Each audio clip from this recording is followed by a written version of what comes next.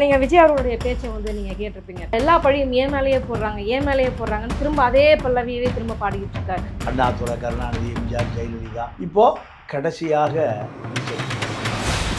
நீங்களும் ஓட வேண்டி வரும். திமுக மட்டும் ஓடல, அதிமுக மட்டும் ஓடல, காங்கிரஸ் ஓடல, நீங்களும் ஓட வேண்டி வரும். அதிமுகவே அழிச்சிட்டாரு விஜய் அப்படின்றாங்க. இல்ல, அதிமுகவை விஜயுடைய தாத்தாவே வந்தாலும் அழிக்க முடியும். விஜயுடைய தாத்தாவை பெற்ற தாத்தாவே ஆந்திராவிலிருந்து அகதியாக வந்தால் அழிக்க முடியாது. நான் ஊழல் செஞ்சால் நீ பேசக்கூடாது, நீ ஊழல் செஞ்சால் நான் பேச மாட்டேன். எடப்பாடிக்கோ ஸ்டாலினுக்குமான எழுதப்படாத என்னது ஒப்பந்தம். திமுக ஊழலை அப்படி கொசு கடிக்கிறத போல அனிதா ராதாகிருஷ்ணன் என்ன பண்ணாரு? கொசு கடிச்சிதியா அப்படி தட்டி விட்டு போயிட்டார்.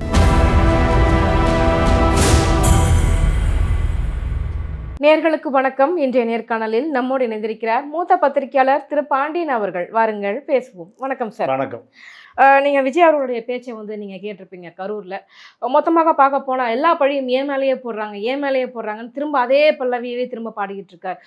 பெரம்பலூரில் முடிச்சுட்டு நான் வரும்போதே இங்கே உள்ளே வராதிங்க, கூட்டம் அதிகமாக இருக்குன்னு சொல்லியிருந்தா நான் வந்திருக்க மாட்டேனேன்னு ஆதங்கப்பட்டிருக்கிறார். அந்த பேச்சை நீங்கள் எப்படி பார்க்குறீங்க? அவர் படப்பிடிப்பு நடத்துவதை போல அவருடைய அந்த கரூர் விழா மேடை பார்க்கப்பட்டது. ஒரு முதலமைச்சர் என்பது ஒரு கண்ணியமான ஒரு பதவி. அதில் காமராஜரும் இடம்பெற்றிருக்கிறார். காமராஜருக்கு பிறகு அந்த நாற்காலி கண்ணியமிழந்து போனதாகவே மக்கள் நினைக்க ஆரம்பித்தார்கள். காரணம், அந்த கண்ணியமிகு அவைக்குள் திரைப்படம் ஆக்கிரமித்து கொண்டது. அண்ணாதுரை, கருணாநிதி, எம்ஜிஆர், ஜெயலலிதா, இப்போ கடைசியாக விஜய். இந்த சட்டசபை அவர் கரூர் மேடையில் பேசுகிற பொழுது நல்ல ஃபன்னாக போகுதுங்கிறார், ஜாலியாக போகுதுங்கிறார். 6 கோடி மக்களினுடைய தலைவிதியை தீர்மானிப்பதற்கு, அரசு இயந்திரத்தை மக்களுக்கு பயன்படுத்துவதற்கு மக்கள் அனுப்புகிற பிரதிநிதிகள் தான் சட்டசபை உறுப்பினர்கள். அந்த சட்டசபை 234 தொகுதியிலையும் 234 ஆசனத்திற்கும் 234 வரலாறு இருக்கு.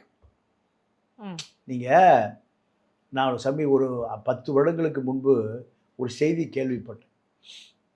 ஒரு சட்டமன்ற உறுப்பினருடைய மனைவி கூலி வேலைக்கு போயிட்டுருக்காங்கன்னு படித்தேன். தேனி பக்கம். எந்த சட்டமன்ற உறுப்பினரோ அதிமுக திமுக சட்டமன்ற கலிசடைகள் அதை காதிலேயே வாங்கலை. ஏன்? அந்த சட்டமன்ற உறுப்பினருடைய மனைவி கூலி வேலைக்கு போகிறாங்க, தள்ளாத வயது. அவங்க பள்ளிக்கூட வளாகத்தில் குடியிருந்தாங்க. அந்த பள்ளிக்கூட வளாகம் அவர் சட்டமன்ற உறுப்பினராக இருக்கும்போது சொந்த நிலத்தை தாரை வார்த்தது. அது அரசு எடுத்துக்கொண்ட பிறகு அந்த அம்மா குடியிருப்பதற்கு இடமே இல்லை. எங்கேயோ உறவினர் வீட்டில் உறங்கி கொண்டு கூலி வேலைக்கு போனால் தான் சாப்பாடு. ஒரு சட்டமன்ற உறுப்பினருடைய வரலாறு தேனி பக்கம். அப்போ அவர் அந்த ஆசனத்தில் அமர்ந்திருப்பார் இல்லையா? கக்கன் இருந்தார். கடைசியில் மதுரை ஆஸ்பத்திரியில் ஒரு பழைய பாயில் படுத்து கிடந்தார், ஈயத்தட்டை வச்சுட்டு. எம்ஜிஆர் பழக்கடை பாண்டி என்கின்ற ஒரு பெரும் பணக்காரனை பார்ப்பதற்கு போய் திரும்பி வரும்போது அங்கே இருக்கிற குப்பை சுத்திகரிப்பு பணியாளர் சொல்கிறார், ஐயா கக்கன் இங்கே படுத்திருக்காரு ஐயான்னு.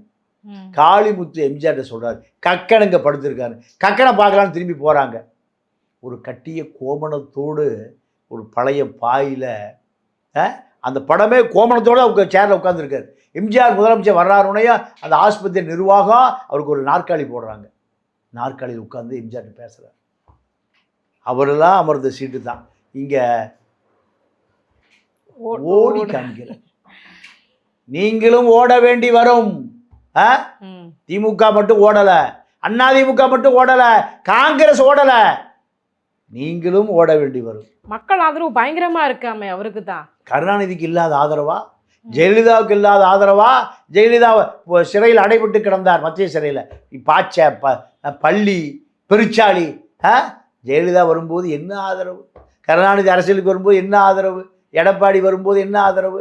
ஓபிஎஸ் வரும்போது என்ன ஆதரவு? இப்போ நீங்கள் 2 வருடத்திற்கு அரசியலுக்கு வந்த உங்களால் தீய சக்தி, தீந்து போன சக்தியெல்லாம் நீங்கள் அரசியலுக்கு வருகிற பொழுது அவர்களிடம் மன்றாடி நின்ற வரலாறெல்லாம் நாங்கள் பார்க்குறோம். கொடநாட்டில் நீங்கள் மன்றாடி ஜெயலலிதா கதவு திறக்காதா நின்ற வரலாறுகளையும் பார்க்குறோம். அதை வந்து இப்போ இந்த விஷயம் நீங்கள் சொல்லும்போது நான் ஒரு விஷயம் நான் சொல்லணும்னு நினைக்கிறேன். நான் வந்து டைம் டு லீட் அப்படின்ற வார்த்தைக்காக தான் வந்துட்டு அவ்வளோ பெரிய பிரச்சனையாச்சு. இன்னைக்கு அதே பிரச்சனையை வச்சு என்ன சொல்கிறாங்க, அதே விர்ச்சுவல் வாரியர்ஸ் இன்னைக்கு சோஷியல் மீடியாலாம் சொல்கிறாங்க அப்படின்னா, அன்னைக்கு வந்துட்டு அந்த டைம் டு லீட் அப்படின்னு சொன்னதுக்காக தானே வந்துட்டு கையை கட்டி நிற்க வச்சிங்க. இன்னைக்கு பார்த்தீங்களா அந்த கட்சியவே இல்லாமல் பண்ணிட்டாரு, அதுதான் விஜயோட கெத்து அப்படின்னு சொல்கிறாங்க. இதெல்லாம் பார்க்கும்போது எப்படி என்ன இருக்குது?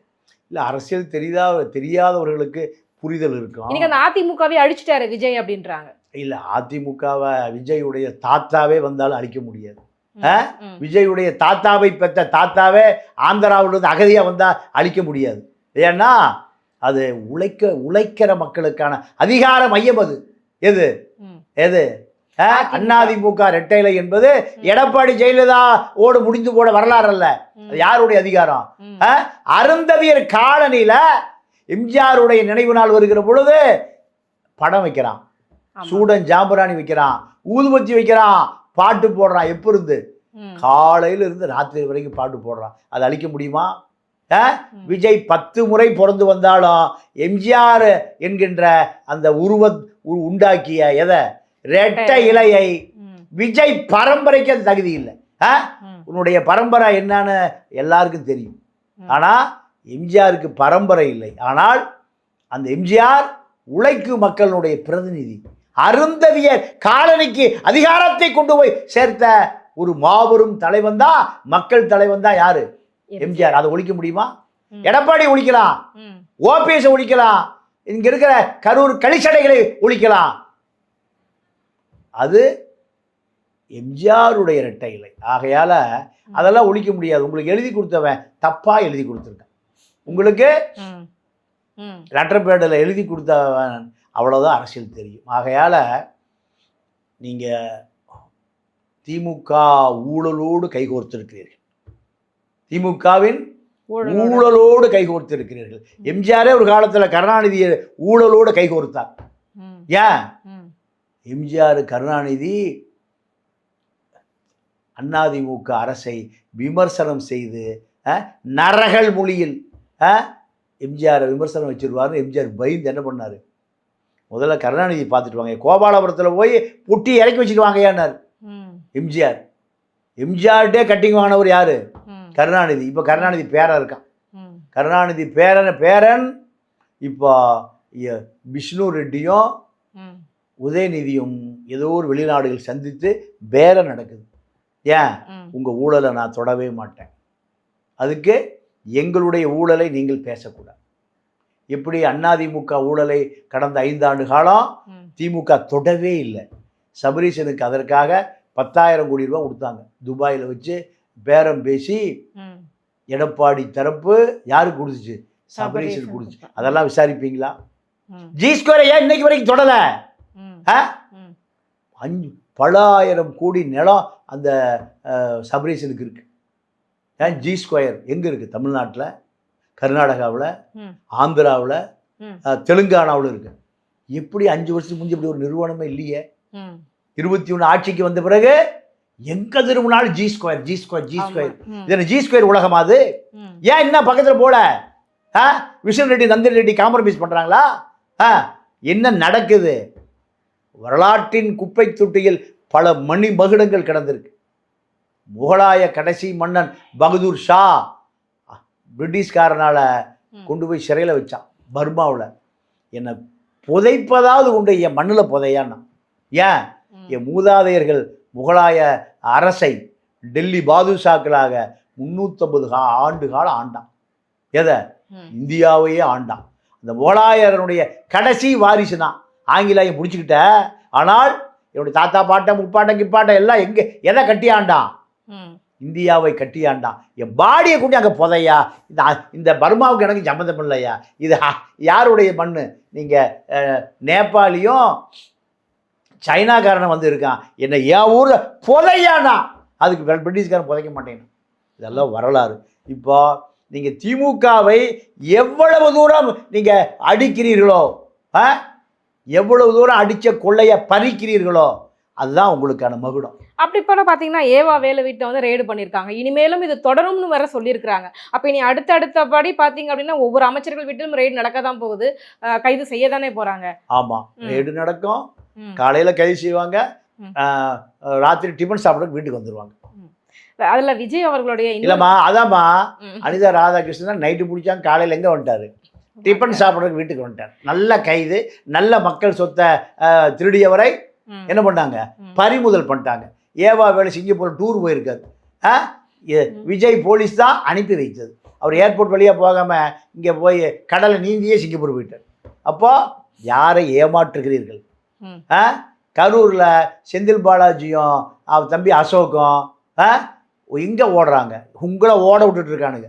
யார்? 2 பேரும் சுப்ரீம் கோர்ட்டில் பெயில் வாங்கிடுவாங்க, முன்ஜாமீன் வாங்கிடுவாங்க.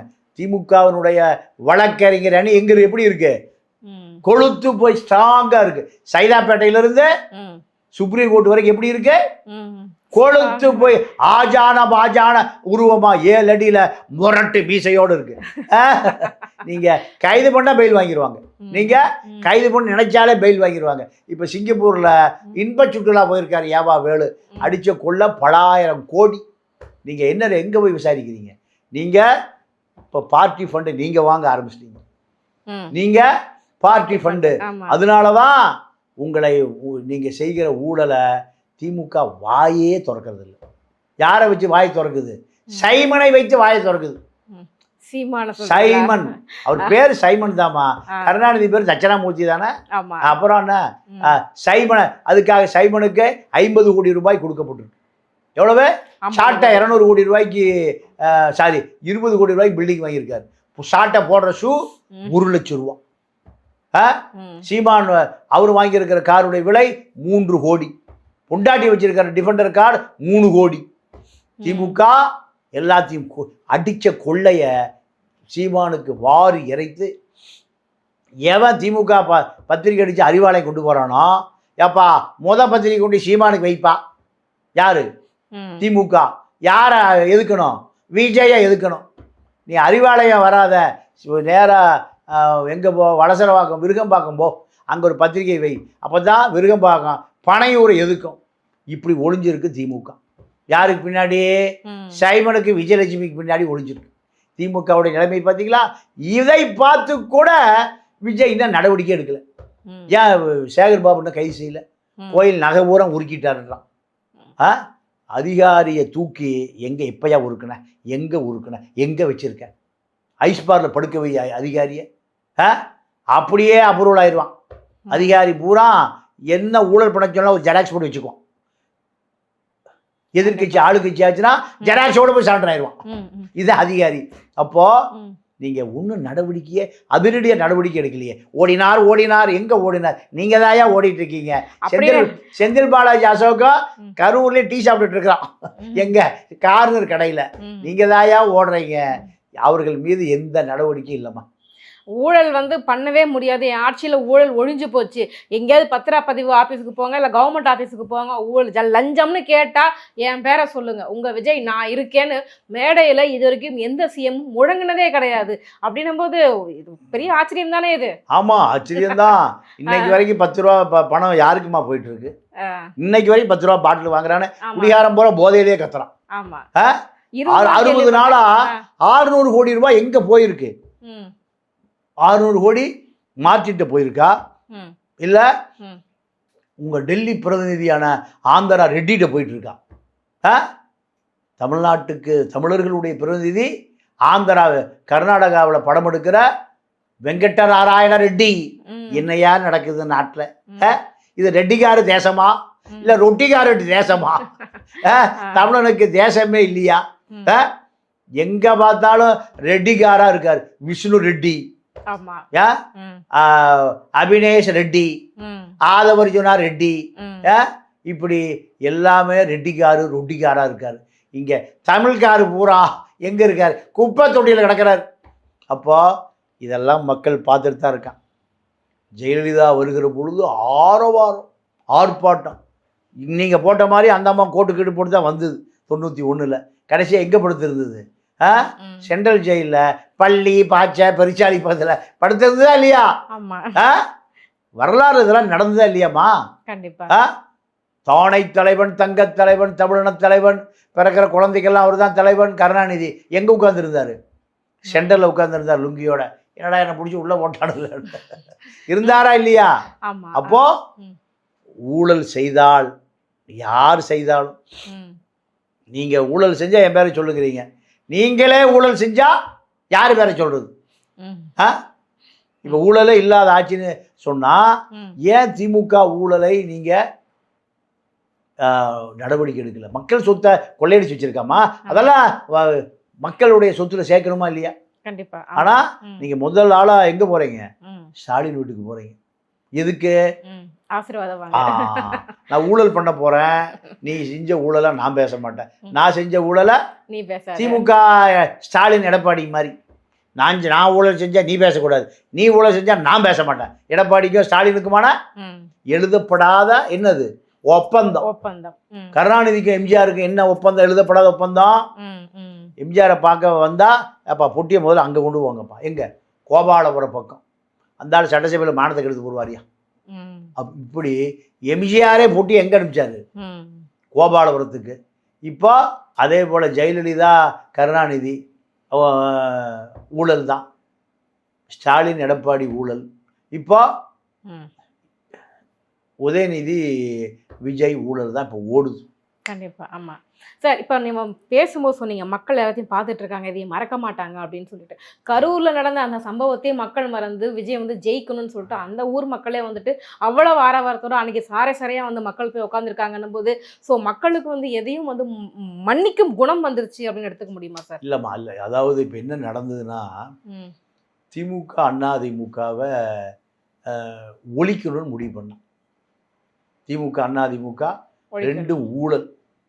இந்த ஊழலை ஒழிப்பதற்காக மக்கள் பல அவதாரம் எடுக்கிறான். திமுக ஒழிப்பதற்காகத்தான் எம்ஜிஆர் மக்கள் அவதாரம் எடுத்தான். எம்ஜிஆர் மறைவுக்கு பிறகு ஜெயலலிதாவுக்கு அரசியலும் தெரியாது, கத்திரிக்காயும் தெரியாது. அந்த அம்மா கோட்டு சூட்டு. இப்போ விஜய் இப்படி கோட்டு சூட்டு மாதிரி. அப்போ ஜெயலலிதாவை எதுக்கு ஓட்டு போட்டான்? திமுகவை ஒழிக்கணும். திமுக ஒரு சீட்டு கூட ஜெயிக்கல. ராஜீவ் மரணம் இருந்தாலும் கருணாநிதி ஒரே ஒரு சீட்டு தான் ஜெயிச்சார். அவ்வளவு கோபம் யார் மேலே? திமுக மேலே. ரைட்டு. இந்த பொம்பளை அட்டியான முட்டியான போட்டு நடமாடும் நகைக்கடை சசிகலாவும் ஜெயலலிதாவும் இந்த பாலு ஜுவல்லரை கொன்று அவன் நகையை பூரா போட்டுட்டு நடந்து போனாங்க. மக்கள் என்ன பண்ணான்? ஒழிச்சே விட்டான். ஒழிச்சானா? ஒழிச்சிட்டு அடுத்து யாரா பார்த்தா வேற ஆளே இல்லை, மறுபடியும் கருணாநிதிக்கு போட்டான். பழைய திருடனுக்கே போட்டான். அப்புறம் கருணாநிதி ஊழல்னு மறுபடியும் யாருக்கு போட்டான்? ஜெயலலிதா. இப்படித்தான் காலங்காலமாக மக்கள் கோபம் திமுக மேலே திரும்பும்போது ஜெயலலிதாவுக்கு போடுவான். வேற ஜெயலலிதா ஊழல் பண்ணால் கருணாநிதிக்கு போடுவான். ரெண்டு ஊழல் தான் மாறி மாறி போட்டான். இப்போ ரெண்டு பேரையுமே ஒழிக்கணும்னு முடிவு பண்ணான். ரெண்டு பேரையுமே திராவிட இயக்கத்துக்கு ஒரு முற்றுப்புள்ளி வைக்கணும்னு முடிவு பண்ணி தான் அவன் கண்டுபிடிச்ச ஆள் யாரு? சினிமா கமலா தியேட்டரில் போய் கூப்பிட்டு வந்தான். யார்? விஜய. நீ தாயா சரியான ஆள். 2 வருஷத்தில் கட்சி ஆரம்பிச்சு யாராவது முதலமைச்சர் இருக்காங்களா? இல்லை. அப்போ யாரை கண்டுபிடிச்சான்? எம்ஜிஆரை கண்டுபிடிச்ச அதே மக்கள் எங்கே போய் யாரை கண்டுபிடிச்சான்? விஜய் கண்டுபிடிச்சு முதலமைச்சர் உட்காந்து. நீங்கள் வந்த உடனே என்ன பண்ணியிருக்கணும்? திமுக ஊழலை அப்படி கொசு கடிக்கிறத போல அனிதா ராதாகிருஷ்ணன் என்ன பண்ணாரு? கொசு கடிச்சதியா அப்படி தட்டி விட்டு போயிட்டார். ஏவா வேலை சிங்கப்பூரில் நான் சிங்காரமாக இருக்கேன்யா, நீ எல்லாம் முடிக்கிட்டு அப்புறம் நான் சுப்ரீம் கோர்ட்டில் இப்போ முன்ஜாமீன் போட்டுக்கிறேன். எது? அங்கே போட்டுட்டு முன்ஜாமீன் வரும்போது சிங்கப்பூர் சுற்றி கிச்சி பார்த்துட்டு போட் ஹவுஸ் எல்லாம் பார்த்துட்டு காக்டைல் எல்லாம் முடிச்சுட்டு வர்றேன். எப்படி? ஜெயில் ஏரியானா அந்த எங்கே இருக்குது? அப்போ சிங்கப்பூருக்கு போகிறத உங்கள் போலீஸுக்கு தெரியுமா தெரியாதா? ஏர்போர்ட்டில் இருக்கிற உளவுத்துறைக்கு தெரியுமா தெரியாதா? மாநில அரசினுடைய காவல்துறை யாருக்கு அமைச்சர்? விஜய் தான் அமைச்சர். அப்போ இவருக்கு தெரியாமல் இப்படி சிங்கப்பூர் போனார், ஏர்போர்ட் போனார். எவன் ஏர்போர்ட் இறக்குறான்னு உளவுத்துறை பார்க்குதா இல்லையா? அப்போ உங்களுக்கு தெரிஞ்சே தான் போயிருக்காரு. நீங்கள் நடிக்கிறீங்க. செந்தில் பாலாஜி அசோக் 2 பேரும் பிடிக்க முடியாதா? அவங்க என்ன பெரிய பில்லடன் கோஷ்டியா யாருமா 2 பேரும்? ஊழல் பண்ணி கோடி கோடியா திருடி வைத்திருக்கிற அவரை பிடிக்க முடியாதா? அப்போ நீங்க நடிக்கிறீங்க, இல்லை பேரம் ஓடுதுன்னு அர்த்தம். இது நீண்ட நாள் நீடித்தால் எப்படி பாச்சைகள் பள்ளிகள் நடுவில் கருணாநிதி படுத்திருந்தார், பெரிச்சாளி பக்கத்தில் ஜெயலலிதா படுத்திருந்தார், அதே அறை இப்போ இடிச்சு விட்டான். இப்போ புழலுக்கு போயிடுச்சு. புழலில் விஜயும் படுக்க வேண்டிய காலம் வரும். ஏன்னா நீங்கள் ஊழலை நடவடிக்கை எடுக்கலைன்னா நீங்கள் ஊழல் ஆளுகளோடு நீங்கள் நட்பு பாராட்டிங்கன்னு அர்த்தம். உங்களுக்கு எதுக்கு விஜயின் பாஸ்கர்? ஒட்டுமொத்த ஊழலின் ஒட்டுமொத்த உருவம் கரூர் விஜய் பாஸ்கர். அவர் தான் நீங்கள் உங்களுக்கு அறிமுகம் கொடுக்குறார். யார்? சிறையில் அடைபட்டு கிடந்து பஸ்ஸு டயரை பூரா விற்று, பஸ்ஸு உதிரி பாகம் பூரா விற்று, ஒரு பினாமியை அடித்து உதைச்சி அவனுக்கு எழுதி வாங்கி அவன் தப்பிச்சு ஓடி போயிட்டான். இதை திருட்டு பணம். திருட்டு பணத்தை திருடங்கிட்ட கொடுத்தா திருடன் தப்பிச்சு ஓடி போயிட்டான். அவனை கடத்திட்டு வந்து பினாமி போடுறா கையெழுத்த, இந்த இடத்த கொடுறா அப்படின்னு வாங்கி அவங்க போலீஸை கம்ப்ளைண்ட் கொடுத்து ஒரு ஜெயிலுக்கு போயிட்டார். இப்போ அவரு தான் அங்கே நிற்கிறார். யார் அறிமுகப்படுத்துறாரு? விஜய கரூர் எம்ஆர் விஜய் பாஸ்கர் தான் விஜய் அறிமுகப்படுத்துறாரு. 3 வயசு குழந்தை சொல்ல, தாத்தா எங்கள் கட்சிக்கு வந்துட்டீங்க, மறுபடியும் ஊழல் பஸ்ஸு டயர்லாம் விற்க போகிறீங்க, பஸ்ஸு டயரெல்லாம் பஸ்ஸு உதிரி பார்க்க பூரா பாதி விலைக்கு விற்க போகிறீங்க. சரி, உங்களுக்கு புதுக்கோட்டை விஜய் பாஸ்கர் தேவையா? அவர்னால ஆர்கே நகர் இடைத்தேர்தல் நின்று போச்சு. அவர் வீட்டில் 90 கோடி ரூபா லஞ்ச பணம் எடுத்தான். யார்? சிபிஐ, சாரி இது இன்கம் டேக்ஸ், ஐடி. அவர் உங்களுக்கு 12 சீட்டு ஜெயிச்சு தரேன்னு உங்களுக்கு உத்தரவாதம் கொடுத்துருக்காரு. விளங்குமாயா அந்த கட்சி? ஆர்கே நகரில் தேர்தலில் நின்று வச்சியா இவர்னால? அவ்வளோ பெரிய ஊழல் மொத்த உருவம். அவர் விஜய புஷி ஆனது மாதிரி எம்ப்ராய்டரியில் விஜய் படம் போட்டு வந்துட்டார். கனிம வள திருட்டில் 260 கோடி ரூபாய் இன்னும் கட்டணும். எவ்வளவு? 2500 கோடி ஏமாத்தினா தான் 10% கண்டுபிடிப்பான் அதிகாரி.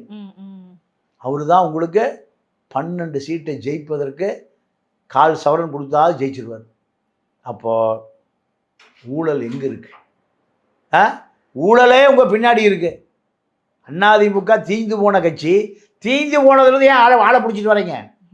இதெல்லாம் மக்களிடம் மிகப்பெரிய அதிருப்தியை உண்டாக்கி இருக்கு. எங்கள் கேள்விகளுக்கு ரொம்ப சிறப்பான பதில் சொன்னீங்க சார். ரொம்ப நன்றி, வணக்கம்.